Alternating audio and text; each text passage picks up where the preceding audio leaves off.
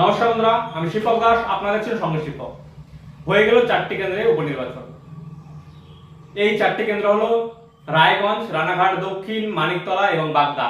এই 4টি কেন্দ্রে কিন্তু উপনির্বাচন হয়ে গেল, যার মধ্যে 3টি কেন্দ্র রায়গঞ্জ, রানাঘাট দক্ষিণ এবং বাগদা। এই 3টি কেন্দ্র কিন্তু 2021 সালের নির্বাচন, সেই 21 সালের নির্বাচন এবং 2024 সালের লোকসভা নির্বাচন, তার দিকে কিন্তু বিজেপি এগিয়েছিল। আর একমাত্র বিধানসভা যেটা হলো মানিকতলা, 2021-এও তৃণমূল জিতেছিল, 2024-এর লোকসভা ভোটেও কিন্তু তৃণমূল এগিয়ে রয়েছে। এখন বিষয় হলো এই 4টি কেন্দ্রে কেমন ভোট হলো। বন্ধুরা, এই রাজ্যের বুকে যেদিন থেকে তৃণমূল কংগ্রেসের সরকার হয়েছে, আপনারা একের পর এক নির্বাচন দেখে আশা করি বুঝতেই পারছেন এই রাজ্যের নির্বাচন কেমন হয় এবং কেমন হয়েছে আজকে। সেটা আপনাদের কাছে নতুন করে বলার কিছু নেই, কারণ এই রাজ্যের নির্বাচন বলতেই কোন চেহারা আপনাদের সামনে ভেসে ওঠে, আমাদের সামনে ভেসে ওঠে, এই রাজ্যের মানুষ থেকে শুরু করে সারা দেশের মানুষ এটা ভালো করে জানে। তাই নতুন করে এই বিষয় নিয়ে বলার কিছু নেই। এখন বিষয় হলো এই 4 কেন্দ্রের যে উপনির্বাচন, এই 4 কেন্দ্রের উপনির্বাচনে বিজেপি 3টিতে এগিয়েছিল, একটিতে তৃণমূল কংগ্রেস এগিয়েছিল।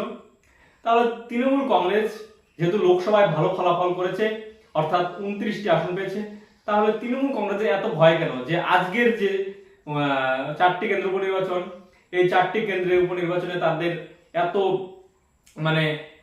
নজর ঘোরানোর জন্য মানুষের প্রত্যেকটি বিরোধী প্রার্থীকে বিভিন্ন বুথে আটকে দিয়ে তাদেরকে গো ব্যাক স্লোগান দেওয়া, তাদেরকে সেই বুথ থেকে বের করে দেওয়া, তাদের গাড়ি ভাঙচুর করা, তাদেরকে আটক করা, এই সমস্ত ঘটনা ঘটিয়ে তৃণমূল কি প্রমাণ করতে চাইছে? তাদের কি এই রাজ্যের বুকে সরকারের সংখ্যাগরিষ্ঠতা কম আছে যে এই 4টি জিততে না পারলে তাদের সরকার ভেঙে যাবে, অর্থাৎ সরকার পড়ে যাবে? এরকম তো কোনো ঘটনা নেই।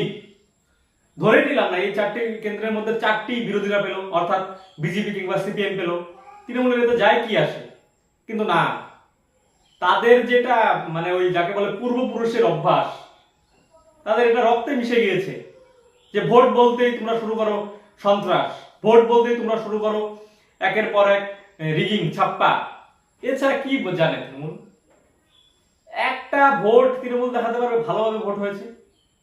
বলবে লোকসভায়। আরে লোকসভায় কি হয়েছে আমরা সকলেই জানি।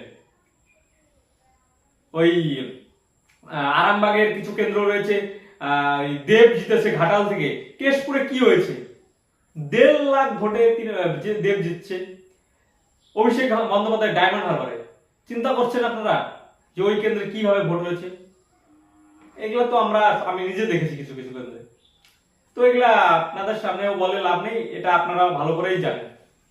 তো আজকে যে 4টি কেন্দ্র হলো, এই 4টি কেন্দ্র কিন্তু তৃণমূল সেম একই তাদের যে পুরনো অভ্যাস, সেই পুরনো অভ্যাস খাটিয়েছে। এই 4টি কেন্দ্রেই তারা সব কেন্দ্রে ছাপ্পা দেয়নি, এটা আমি বলবো না। কিছু তাদের প্ল্যানই এটা যে কিছু এমন কেন্দ্র বাছো যেখানে বিরোধী প্রার্থী যাবে, তাদেরকে ঘেরাও করো, যেটা মিডিয়া কভারেজ করবে। আর তার তলে তোমরা কিছু কেন্দ্র বাছো যেখানে মিডিয়া বিরোধী প্রার্থীদের ঘেরাও, এই সমস্ত কিছু দেখাবে, আর তোমরা তলে ছাপ্পা মেরে দাও। অর্থাৎ তৃণমূল ছাপ্পা মারবে, রিগিং করবে, এই সমস্ত কিছু নিউজ থেকে শুরু করে সাধারণ মানুষের চোখেই আসবে না। এর তলে কাজ করে দেবে তৃণমূল, আর ফলাফল যা হবার তাই হবে। যে কিছু কেন্দ্রে বিরোধীরা স্ট্রং আটকাতে পারবে, সেই সমস্ত কেন্দ্রে ফলাফল কি হয়েছে লোকসভাতেও দেখেছেন, বিধানসভাতেও দেখেছেন, পৌরসভা থেকে শুরু করে পঞ্চায়েত নির্বাচন। এই রাজ্যের নির্বাচন বলতে তো রক্তপাত ছাড়া আর কিছু এই বাংলার মানুষ 2011 সালের পর থেকে আশা করে না। নির্বাচন বলতে রক্তপাত। তাই ভোট শতাংশের যে হার, সেই হারও কোথায় গিয়ে নামে আপনারাও দেখেছেন। আজকে আমরা এতটুকু যা বুঝতে পেরেছি, এই 4টি কেন্দ্রে সাধারণত যদি রিগিং ছাপ্পা নাও হয়, সাধারণত শাসকের পক্ষেই উপনির্বাচনের ফলাফল যাওয়ার সম্ভাবনা থাকে।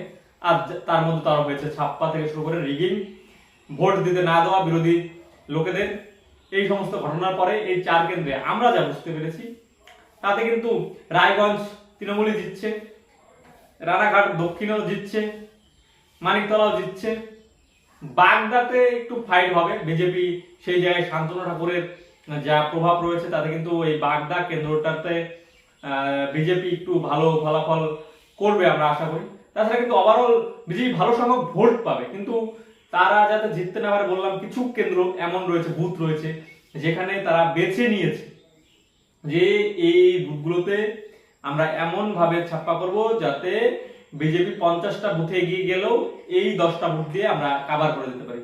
ভাবতে পারছেন? আর তাদের সাথে না ওই 30% রয়েছে, এই আর ওই কিছু 10% ছাপ্পা করে হয়ে গেল, 100% করার দরকার নেই। এই করে কিন্তু তৃণমূল এই রাজ্যের বুকে টিকে রয়েছে। তো এর জন্য আমাদের আপনাদের সকলের মিলে মানে সজাগ হওয়া দরকার, রুখে দাঁড়ানো দরকার, জনমত গড়া দরকার। কারণ দেখুন, আমিও একজন বিএড এমএ করা, আপনার ঘরেও রয়েছে।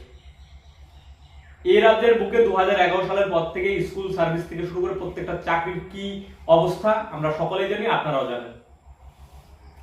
তাহলে একে যদি সরাতে হয়, আপনারা সকলে মিলে, আমরা সকলে মিলে, সবাই মিলে চলুন একসাথে আওয়াজ তুলি, যাতে এই যে সরকার, এই সরকারের যদি ভালো কাজ করতে অবশ্যই থাকতো, আমি মনে করি একটা সরকার ভালো কাজ করলে থাকা দরকার, কিন্তু এরা তো করছে না।